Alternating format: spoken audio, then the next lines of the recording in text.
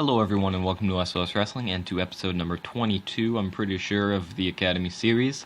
This episode we will be having 2 years advanced in this episode. So the first year, Wrestler of the Year was Tyler Matrix. Company of the Year, WWE. Team of the Year, Blanco Loco and Salvador Carmona. Match of the Year, Jesse Goddard defeating Levy Cooper. Show of the Year, TLC. Young wrestler is Millard Griner. Veteran wrestler is Mikey Nichols. Female is Kaylee Ray. Most improved is Phenom Championship Wrestling. Independent is Cemental. Manager is David Kapoor. Announcer Orson Ouellette. Color commentator Yujiro Takahashi. And referee Jason Ayers. So that was the awards. Unfortunately not able to capture any for ourselves, but we've had a pretty good year. I have tried to record this a couple times, and that's one of the reasons I'm going a little bit quicker here, because I want to make sure that I get this done in time to have 2 years, and I don't want this episode to be super long. So BH Fight was released by Dragon Gate. Shauna Shea, whoever that is, and Jay Skies are dating. TKOWC signed BH Fight. Jay Skies extended his deal with Progress, and then he changed his body type to Toned. BH Fight signed with Ring of Honor. And the Shadow tore his quadriceps in August. Isabella extended her deal with VWI. Adrian True did extend his deal with TNA. And Isabella and Levy Payne extended his contract. Oh no, he was just offered a contract with Ring of Honor, but he was also offered a contract with PCOW. I don't know how big they are, so you never know. They might not actually. He might not actually sign with Ring of Honor. We'll actually take a look at that real quick. See if PCOW actually have a chance at Phenom Championship of Wrestling. Interesting name. Okay, so they're a pretty big company, and they can probably take Levy Payne if he's not appreciating his time with Ring of Honor.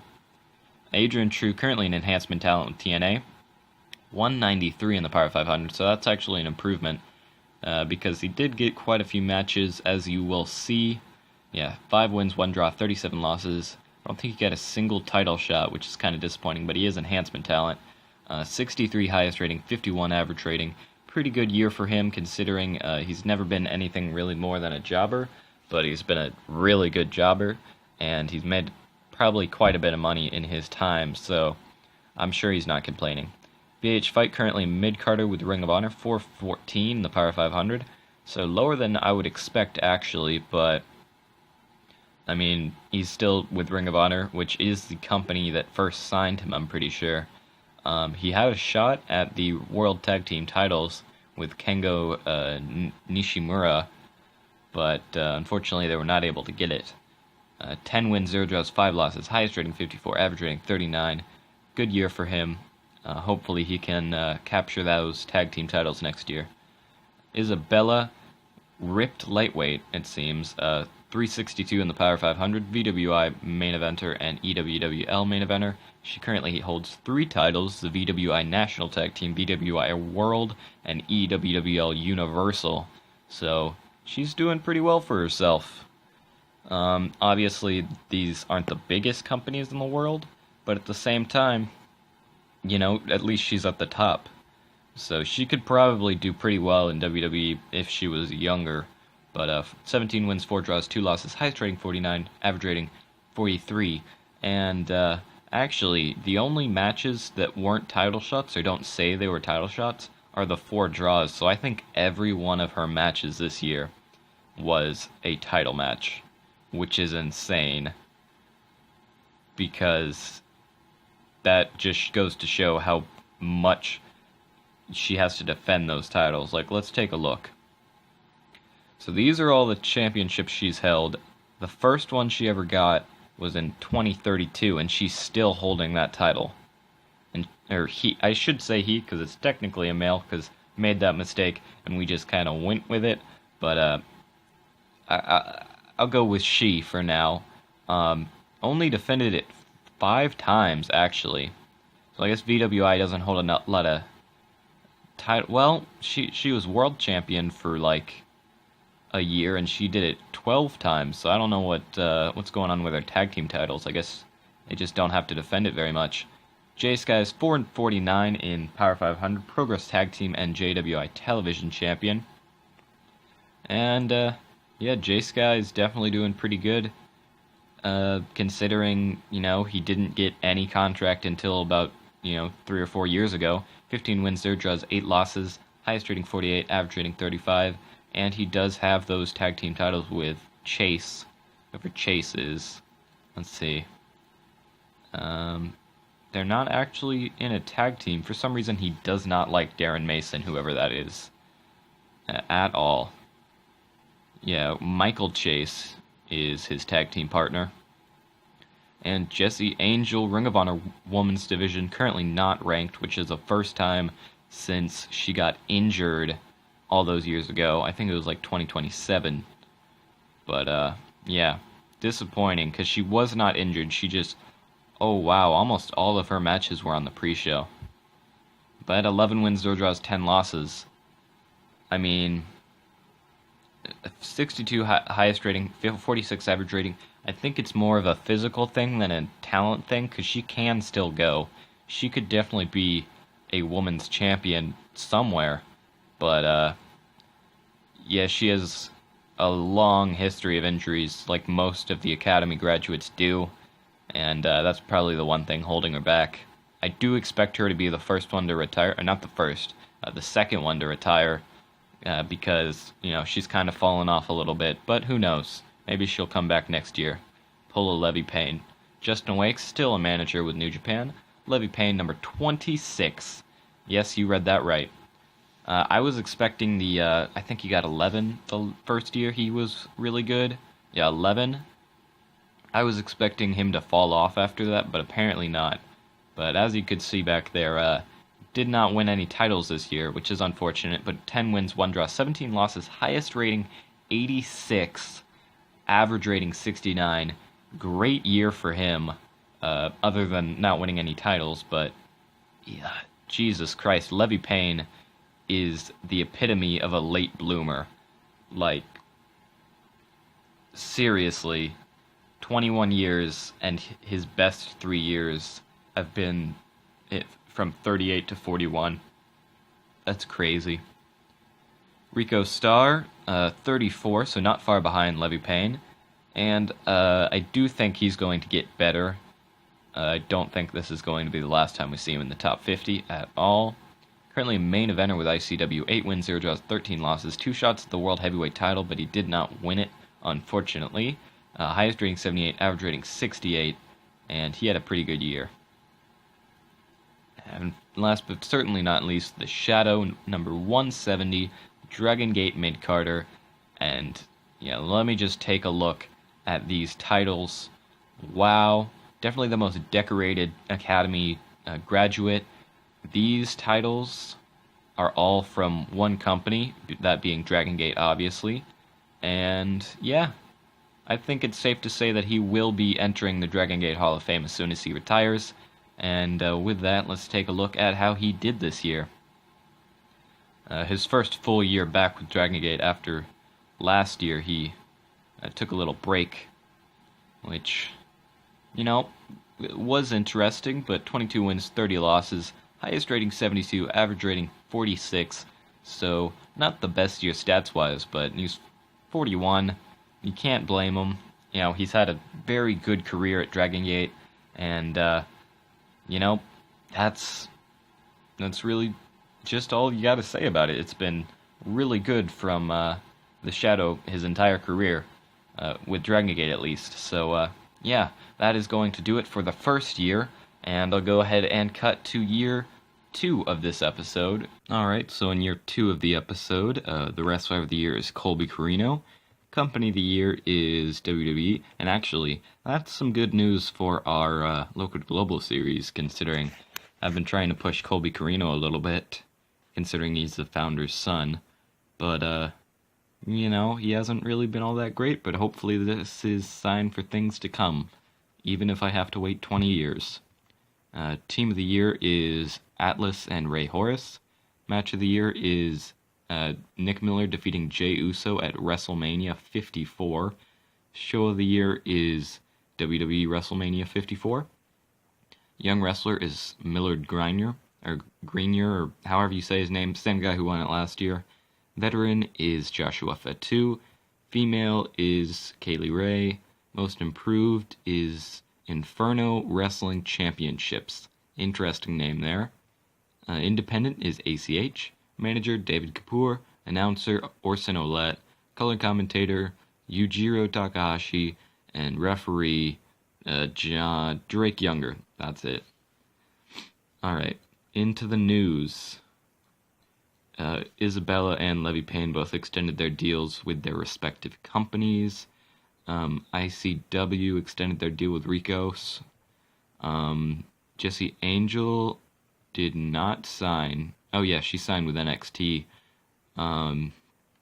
Again. And then she left Ring of Honor. Jay Skies probably signed a tour with PCOW. Jessie Angel got an offer from Shimmer. Jay Skies extended his deal with JWI. Jessie Angel signed with Shimmer, so I'm assuming the NXT thing was a written or paper appearance, yeah. Don't know why she left Ring of Honor. She got a pretty good deal there. Levy Payne strained his rotator cuff. Jay Skies finished his tour with PCOW. Let's see, The Shadow, his contract was ending. Justin Wake extended his deal with New Japan. And The Shadow left Dragon Gate for the second time in 2 years. The Shadow has actually left Dragon Gate. So, I'll make a little bit of narrative here, and Jay Sky's got an offer from IPWC. So I'll make a little narrative here. Maybe The Shadow is unhappy with management a little bit. I mean, obviously he's not at the same place he was a couple years ago as far as titles go. And, I think he's at the same level that he was. He's just not getting the opportunities that he did. But Adrian True, currently number 177, even though he's only an opener, which is a big surprise. Let's see, match history. See how he's doing. Obviously not expecting many wins. Yeah, 5 wins, 0 draws, 35 losses, highest rating 66, average rating 50. I don't know why he's rated so high. He's not done very well, other than the fact that he's gotten 40 matches. The one thing that's good about him being a opener is that even though he doesn't win anything, at least he's on almost every show. And BH Fight, currently a lower mid-carder with Ring of Honor, number 188 in the Power 500. His match history, we'll see. I'm expecting him to have a few more wins. Yeah, 8 wins, 0 draws, 9 losses, and it looks like he had a match with Levy Payne, or against Levy Payne. Yeah, Levy Payne and Joel Redmond versus BH Fight and Kengo Nishimura. And they had 2 shots at the World Tag Team titles. And they also, he had a shot at the World Television title. So pretty good year for him as far as, title matches go. Considering, and also his stats weren't bad. I didn't look at them, but they looked not too bad. Yes, 66 and 52. So about the same as Adrian True. And moving on to Isabella, 330 in the Power 500. VWI and EWWL main eventer, VWI National Tag Team and World. And yeah, she's had the National Tag Team since 2032, and she didn't defend it once in the last year. What the heck is up with that?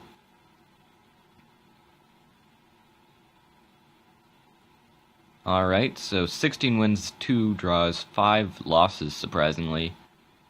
And for the first time in a while, she had some matches that were not title matches. She beat or went to a no contest with the rotation. He's pretty good. Yeah, 46 highest rating, average rating 42. So good year for her, I guess. Obviously, she's doing pretty good on the European independents. You know, I was thinking, considering she's a ripped lightweight, maybe, they just list her as a male, but she's actually just like China, like she just goes up against men most of the time because she's ripped as shit. J Sky's Progress Tag Team 379 in the Power 500. Doing alright. I mean, obviously his stats aren't really where they should be. He hasn't really improved much of anywhere, to be honest. Maybe like brawling, but like as far as his entertainment stats go, he hasn't improved at all. Which is expected considering how long he was just doing nothing. But 18 wins, 2 draws. Ugh. Sorry about that. Really early, because I have to do that if I want to get this video out anywhere near the time that it needs to be out, because it's already kind of a day late, but this took a lot longer to do than I thought it would. So, gonna start posting on Tuesday and Thursday probably from now on, and maybe get a live stream in sometimes on Wednesday, who knows. But 18 wins, 2 draws, 14 losses, highest rating 49, average rating 34, and obviously he and Chase hold the Progress Tag Team titles. Jessie Angel, 318, so she is finally back on the Power 500. I say finally, but she was only out for a year. But that's good to see that she hasn't fallen off completely. I'm sure being in NXT helps her a bunch. But 14 wins, 12 losses. And she had she held the NXT Women's title. And the Shimmer title. So, that upped her title reigns by 2, I think. Maybe. No, never mind. I guess the Shimmer title was vacant for some reason. But yeah, 20 years after her first title reign, she had another NXT title reign. That's crazy. 20 years. That just goes to show how underutilized she's been as far as title goes. Justin Wake, still a manager with New Japan. Levy Payne, upper mid-carder number 38. Probably having the best span, other than Jessie Angel, the best 4-year span of anyone. Just 11, 16, 26, 38. I'm expecting him to be out of the top 50 next year, but you can't really blame him for that. I mean, and his resilience is only a 16. What the heck? I don't know how he's not getting injured every single month. But 10 wins, 10 losses, highest rating 76, average rating 65. And yeah, you got those 2 shots at the World Tag Team. You got a shot at the World and a shot at the World Television, but not winning any of them, unfortunately. But yeah, I have no idea how he's managed to not die. Oh, he actually broke Bill Carl's ankle, apparently, in 2027. But yeah, that's crazy. I think resilience is the one that makes you keeps you from getting injured. 54 for Rico Starr, no titles, unfortunately. We'll see if he had a little stint of a title reign. 11 wins, 8 losses, and yeah, no, he didn't get any titles, unfortunately. But 74 highest rating, average rating 66. I think if he went anywhere else, if he went to Ring of Honor, or Dragon Gate, or New Japan, he would be swimming in titles. But the fact he's just so loyal to ICW that it doesn't really, he's not really doing much there, and he's okay with that, apparently. The Shadow, number 254, and currently unemployed. So we'll see what led to him leaving. He has a 0 flashiness, which is interesting. That means it went down, because it starts at a 20, I'm pretty sure. Or I set it to start at like a 20, so that means he went down in flashiness. I guess he is a technician. But 29 wins, 8 draws, 35 losses, highest rating 56, average rating 40. So his last match with Dragon Gate was Chris Stark defeating him. And I guess he lost a lot of matches in a row. Well, I guess he did have the Open the Brave Gate title. And then he lost it, but adding another title to the collection. And yeah, we'll see where he goes from here. I am expecting him to go back to Dragon Gate, to be honest. I don't think he'll be able to stay away for too long. But yeah, this video has been a bit long. I will try and cut it up a little bit in editing, but I don't think I'll be able to make it, too much shorter. So sorry about it being too long. I tried to speed it up a little bit, but obviously that didn't help too much. Yeah, thanks for watching. This was kind of an experimental episode with the simming 2 years. But thanks for watching. If you did like, please feel free to like, subscribe, and comment. And I will see you guys in the next one.